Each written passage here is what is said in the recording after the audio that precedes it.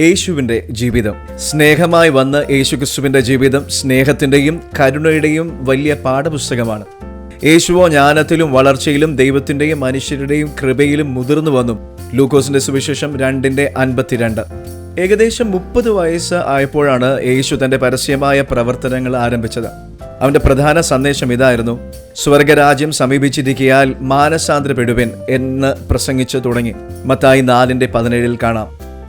ഓരോരുത്തരുടെയും തെറ്റുകൾ തിരുത്തി ദൈവത്തിലേക്ക് മടങ്ങുവാൻ യേശു അവരെ സ്നേഹത്തോടെ ക്ഷണിച്ചു.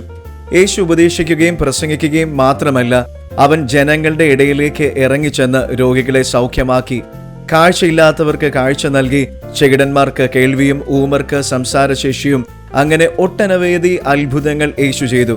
മരിച്ചവരെ പോലും ജീവനോടെ മടക്കി അവരുടെ പ്രിയപ്പെട്ടവർക്ക് നൽകി. ലോകം മാറ്റി നിർത്തിയ പാപികളെ അവൻ ചേർത്തു പിടിച്ചു.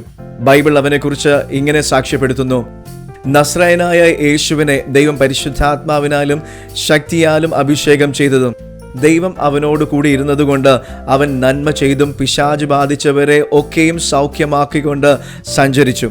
അപ്പോസ്തല പ്രവൃത്തികളുടെ പുസ്തകം 10:38.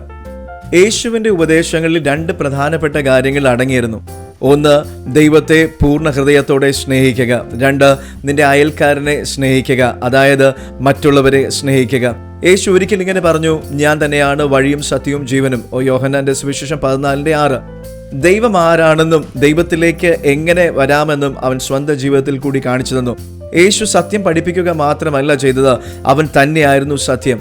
യേശുവിൻ്റെ ജീവിതം നമ്മെ മറ്റുള്ളവരെ സഹായിക്കുന്നതിലൂടെയാണ് യഥാർത്ഥ മാന്യത ലഭിക്കുന്നു എന്ന് പഠിപ്പിക്കുന്നു. എല്ലാവരെയും സ്നേഹിക്കുന്നതിലാണ് യഥാർത്ഥ ശക്തി. ദൈവത്തോടൊപ്പം ജീവിക്കുന്നതാണ് ഈ ഭൂമിയിലെ യഥാർത്ഥ ജീവിതം.